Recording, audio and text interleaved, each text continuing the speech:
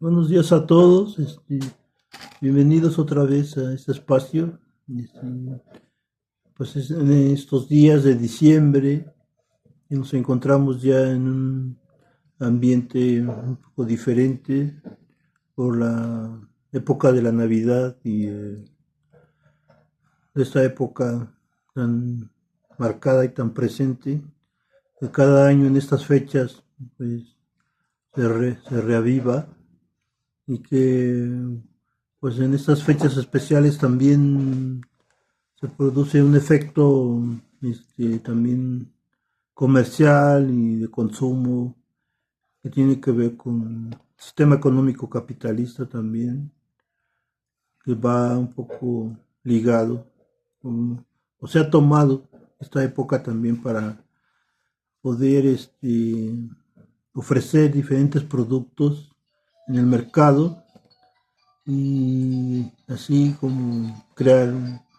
un nivel grande de mercancías y también que circulan y ahí se crea todo un efecto económico, ¿no, maestro? Sí, efectivamente, pues sí, el tema navideño y de fin de año, sobre todo de carácter judío-cristiano, porque de ahí viene, ese es su origen, digamos, histórico, religioso, cultural y social, ¿no? Sí, pues esto lleva un tanto a reflexionar sobre este punto que mencionas de consumismo, pero sobre todo de un aspecto ideológico y político, porque realmente todo esto es alentado por la mercadotecnia capitalista y desde luego por la producción material que hay en torno al consumo, ¿verdad?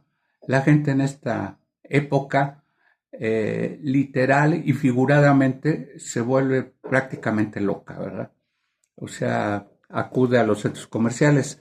Hoy en la mañana me comentaba precisamente alguna persona que fue ayer disque de compras a Puebla y pues se arrepintió totalmente porque dice que no pudo entrar casi a ningún lado, a ninguna plaza comercial en especial, porque todas estaban saturadísimas, no se podía ni caminar. Entonces, bueno, pues fuera de que no pudo hacer nada, se tuvo que regresar mejor, pues un tanto decepcionada a Tlaxcala, porque no pudo hacer sus compras. Este fenómeno masivo prácticamente es motivado, instrumentado por toda la propaganda, repito, que hay en torno a estas fechas Navidad y de fin de año. Es poco, digo, para mí, pues de pronto sí y de pronto no. Resulta, digamos, explicable o justificable porque de pronto, entre comillas, pondría yo, la gente se ve invadida de un holgorio que realmente es un proceso mercadotécnico, en el fondo. Porque hasta qué punto, y ahorita podemos hablar porque incluso las redes sociales ya se polarizaron nuevamente, ya hay expresiones muy terribles de aquellos que van a festejar la Navidad y el Año Nuevo desde el punto de vista cristiano, ¿verdad? Más sin embargo, pues esto lleva, repito, a una serie de analizar matices, contrastes, pues sin incurrir en ese odio polarizado, porque bueno, pues están apareciendo mensajes de ateos, de creyentes de otras religiones, evangélicos, testigos de Jehová, en donde pues literalmente se dan con todo, se dan con todo. O sea, y uno de pronto dice, bueno, pues no se supone, perdón, que esta sería una época de convivencia armónica, de paz, pues ya sea porque venga también en el paquete el personaje este europeo de Santa Claus, ¿verdad? Que bueno, en la cultura anglosajona es una figura central. Estados Unidos, Canadá, es, un, es una figura, un producto más bien norteamericano y en este caso, repito, en estas dos naciones. De ahí que nos contagiemos o nos contagia todo este proceso exacerbado por unas fechas que uno diría pues son de carácter espiritual y no está ocurriendo así. Pero no sé por qué también lo ignoro en mis limitaciones intelectuales, por qué se da este tipo de fenómenos. O sea, ¿qué es lo que hay en el trasfondo de toda esta guerra de opiniones? Pues realmente es lo que queremos o pretendemos hoy comentar, Pepe. Eso también está muy presente, que lo hemos experimentado pues, años atrás, año con año, que en esta época también se manifiesta como un tipo de conducta social un poco tendida a la depresión, a la tristeza, un poco al vacío, porque no sabe por qué un poco se generaliza ese tipo de estado de ánimo de las personas y en en algunos espacios muy mínimos, pues sí se da un poco la alegría y el festejo, el gozo de la Navidad, ¿no? Pero la otra parte, que es un poco mayor, también se da ese fenómeno de la tristeza, la angustia, inclusive tentativas de suicidio. La otra vez comentaba un compañero que en Tlaxcala ha aumentado mucho el nivel de suicidio, ¿no? O sea, en los jóvenes, en algunos municipios muy bien identificados. Entonces, esta época, como dice el maestro Gulevaldo, se supone que debería ser espiritual, mas no hay una hermandad social, ¿no? Sino sigue habiendo una misma conducta de siempre, de la sociedad, de la dinámica social, y entonces, pues, no se llega, no hemos llegado a la hermandad. Sí, definitivamente tienes razón y sociológicamente, pues digo, quiero aludir o echar mano de, digamos, en este caso de uno de los principales críticos de la sociedad de consumo, que es Jean Baudrillard, francés, sociólogo muy destacado, con cerca de 20 libros, donde habla de estas sociedades de lujo, del dispendio, en donde pues toda nuestra subjetividad está volcada hacia el éxito, hacia las imágenes, por ejemplo, que aparecen en Instagram, en TikTok, en el mismo Facebook y en otras plataformas digitales. O sea, no acabamos de entender o no hemos aprendido que realmente todos los resortes de la subjetividad internos de la vida social y humana se derivan, digo, adrede, de toda esta parafernalia mediática. Yo recuerdo, pues obviamente por mi edad, vengo de otra época glacial, de otra era eh, tradicional propiamente, y bueno, yo nunca había visto tanto, digamos, eh, tanta desesperación, angustia, vacío, porque lo hay, lo existe, enfermedades psicológicas o como mencionabas, el suicidio. En el metro de México, cada año en estas fechas se suicidan muchas gentes, como en otros metros del mundo, en Estados Unidos, en Canadá, que son los países más cercanos con los que convivimos, vemos las cifras, las estadísticas negras de que la gente llega y se arroja a las vías del metro y bueno, pues fallece inmediatamente porque será arrollado por una máquina tan poderosa como es el metro, que carga varias toneladas detrás de sí, de estructura, de tranvía y de pasaje. Bueno, pues no cualquiera sale libre de un accidente fatal de ese tipo.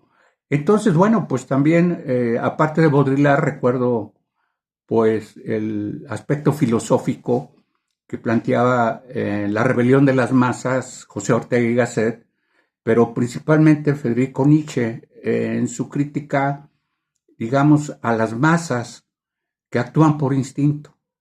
no actúan por una racionalidad, es decir, no piensan, no razonan, no argumentan cuál puede ser su conducta. Se dejan ir por un instinto prácticamente animal, en el mal sentido de la palabra, porque todos los seres somos animales biológicos, pero estos instintos son los que se liberan. Incluso Nietzsche habla de los aspectos sexuales, eróticos. ¿Cuántas parejas en la actualidad, dizque festejando estas fechas de amor, de pasión, de dulzura, pues inundan todos los hoteles y moteles del mundo, en México, acá en Tlaxcala, en todo el país, porque supuestamente son fechas psicológicas en que ellos sienten el deseo de liberar su energía sexual erótica. Pero eso es totalmente falso. O sea, porque las relaciones humanas, en este sentido íntimas, tienen que ser motivadas por otras cosas, no por esta artificialidad en que nada más nos volvemos consumistas, nuestro ego es el que sale a relucir. Es decir, aparentemente nos da una seguridad. El hecho de que las mujeres y los hombres se metan a un hotel o a un motel, piensan que están en un paraíso idílico, casi perfecto.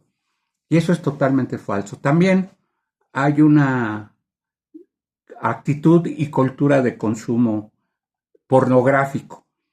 Yo no lo sé, pero no creo estar equivocado si las cifras se elevan también en estas épocas en cuanto a las visitas a las redes pornográficas.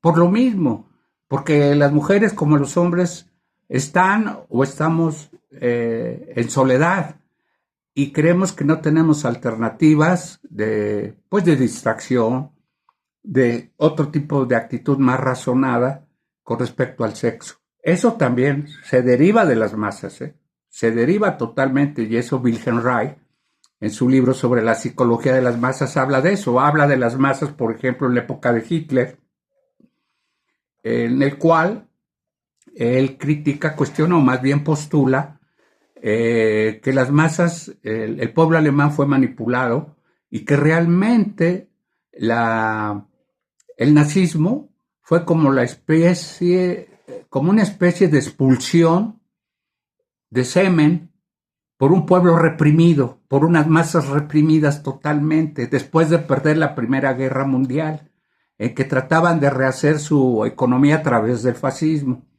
Pero Wilhelm Reich ve la base libidinal de las masas y dice que realmente el holocausto judío, de parte del pueblo y de parte de todos los dirigentes nazis, fue como una especie de orgasmo, de desahogo de haber sufrido durante mucho tiempo una represión. O sea que en las masas está subyacente esa, entre comillas, liberación libidinal, pues obviamente buscando la satisfacción, buscando el equilibrio mental, pero eso fue manipulado. Y bueno, pues Reich, en La psicología de las masas, es un libro fundamental en el pensamiento contemporáneo, en las teorías críticas sociales, ¿verdad? Porque es el primero que se da cuenta de que el pueblo alemán era un pueblo reprimido hasta sexualmente. No nada más era, o sea, manejado, manipulado por la propaganda ideológica de Joseph Goebbels, por órdenes obviamente de Adolfo Hitler, sino también, repito, entra en juego en esta época esa especie. Por eso es que se inundan, se saturan los moteles y los hoteles, diría Wilhelm Reich, en México o en Tlaxcala, porque la gente está buscando salir de su soledad, de su angustia y de su coerción libidinal. Ese es el asunto principal, Pepe, o el enfoque principal que uno puede en determinado momento hacer en cuanto a una reflexión sobre el comportamiento, entre comillas, navideño y de fin de año.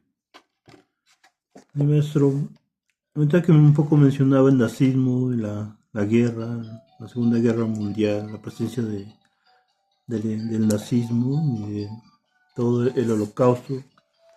Yo también recuerdo ver una película en donde trataban la temática de la Segunda Guerra Mundial, pero pues, recordemos que también dentro de la guerra llega un momento en que este,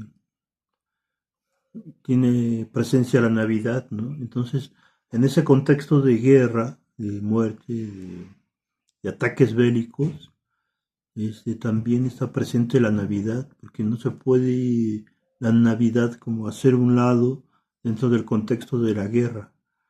Inclusive ahorita los conflictos bélicos en Gaza, o sea, van a vivir la Navidad. Bueno, aunque pues esos son otros, otra religión, ¿no?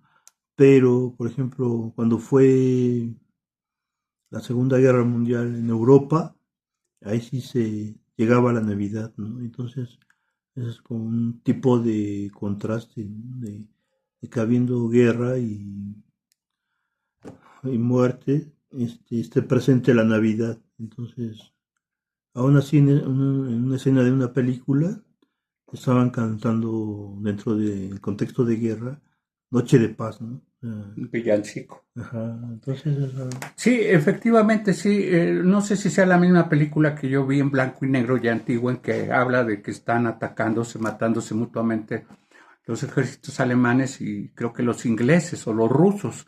Y llegada la Navidad, pues de manera espontánea, natural, empiezan a prender veladoras, cada quien en sus trincheras opuestas, desde luego, y pues ambos bandos bélicos se sorprenden de esa actitud y acuerdan precisamente unirse, festejar, como en familia, pactan una tregua de paz por la Navidad y cantan villancicos. Y bueno, se sientan a enseñarse las fotografías de sus familiares, a recordar todo con mucho.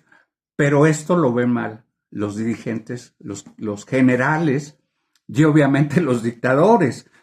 No quieren esa paz porque se les viene para abajo el negocio de la guerra, porque la guerra realmente es un negocio, totalmente al 100%. La guerra nunca ha sido, desde las historias de la época homérica, ¿verdad? O griega, ¿verdad? O romana, espartana, tebana, la que tú quieras, persa, mongólica, nunca han sido verdaderamente por defender la soberanía y la autonomía de un territorio, sino han sido porque significan un negocio al 100%, un negocio capitalista. Ahora bien, aparte de recordar esta película que es verdadera, en la que demuestra que sí se puede llegar, que de pronto sí sale a flote, a la superficie, los sentimientos de hermandad, de fraternidad, porque no obstante las guerras, pues el hombre no deja de ser sensible, de percatarse de que puede ser capaz de establecer un lazo de unión cálido con el otro, con el diferente, de raza, de país, de nacionalidad. Sí se puede establecer un vínculo fraternal. Y ahora que tocas tú el tema de la guerra, que yo recuerdo el texto de Wilhelm Reich, que he leído 2, 3 ocasiones, porque es un texto fundamental de la sociedad actual. ¿No estaremos precisamente todos los seres humanos en el mundo siendo, o más bien somos reprimidos sexuales? ¿Por qué? Porque en las redes sociales hay una guerra, simbólica, real o imaginaria, hay una guerra. Entonces, como estamos reprimidos, asustados o llenos de odio, con respuestas viscerales,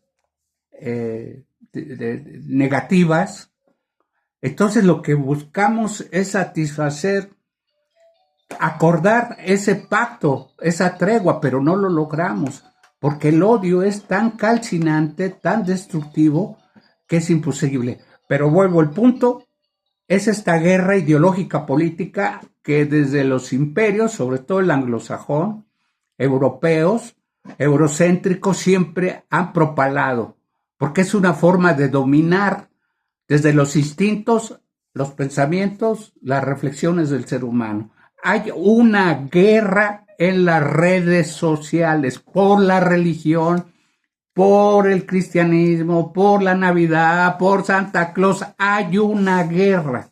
Nada más hay que leer los textos tan bélicos como cualquier discurso de cualquier tirano. ¿Sí? Sí, maestro.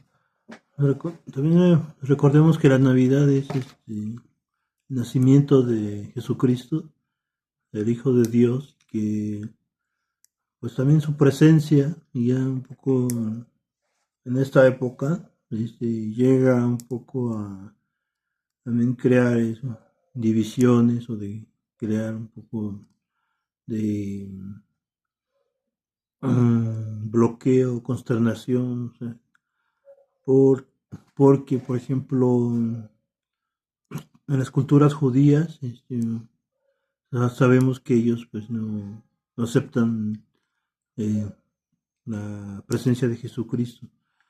Y entonces ahí hay como un rechazo. Inclusive cuando algunos cristianos hablan de Cristo en tierras judías, los judíos los agreden, ¿no? Los escupen, los golpean y entonces tienen un odio hacia escuchar la palabra Jesucristo, los judíos, ¿no? Entonces pienso que la presencia de Jesucristo sigue creando polémica, sigue creando sentimientos encontrados, y sigue creando reflexión para pensar en, en eso, efectivamente, en su presencia, si realmente es el Hijo de Dios o por qué nos causa en nuestros corazones tanta inquietud, ¿no? Sí, fíjate que efectivamente, Pepe, esto marca un diferendo creado durante siglos, porque no hay una sola raza judía, hay varios judíos que vienen de una sola raíz, de un solo tronco genealógico, y unos judíos son los que entregan, traicionan a Jesucristo, que traía un mensaje pues de amor, de bondad, de redención.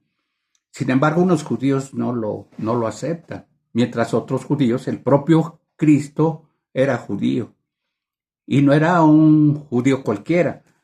El asunto está que hay dos tipos de Cristo.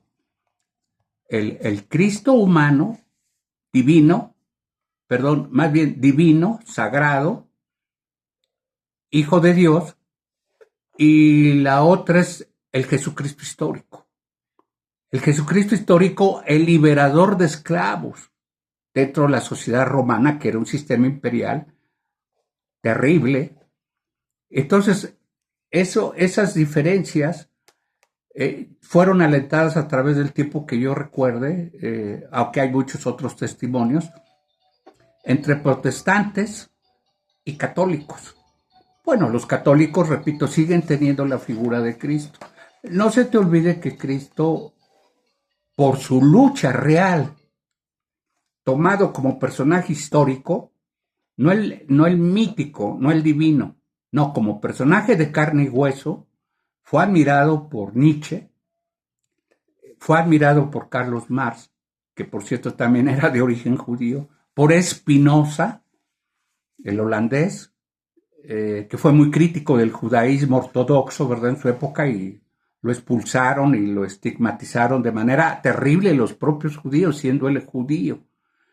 Y gran parte, como dice George Steiner, o en La Voz Zizek, la raza judía es una raza portentosa, única, excepcional. De ahí viene el cristianismo. Lo que se ha creado algo importante en la cultura universal, los judíos, me refiero a los intelectuales, a los pensantes, a los creadores, han sido dos doctrinas que hasta hoy persisten. Una es el cristianismo y otra es el marxismo. Sí, que lo plantan en las universidades norteamericanas, los judíos, los académicos judíos, y otro tipo de judíos, no el pueblo israelita, no, el pueblo no, distingamos también, sino el Estado israelita, que es genocida, que ese Estado es más bien destructivo, criminal, pero que está encabezado por una élite financiera judía. Esos son los que están viendo como negocio la guerra, la destrucción de Gaza. O sea, Nietzsche expresa su admiración por el pueblo judío, por su talento. Einstein, Freud, y el que tú, Tesla, y bueno, escritores, que es una lista infinita de grandes genios que han aportado a la humanidad. Pero hay judíos, y esto seguramente me va a provocar o a generar una crítica diciendo que soy antisemita. Yo no soy antisemita. Yo no tengo nada que ver ni con el semitismo ni con el antisemitismo, porque yo soy mexicano de origen indígena.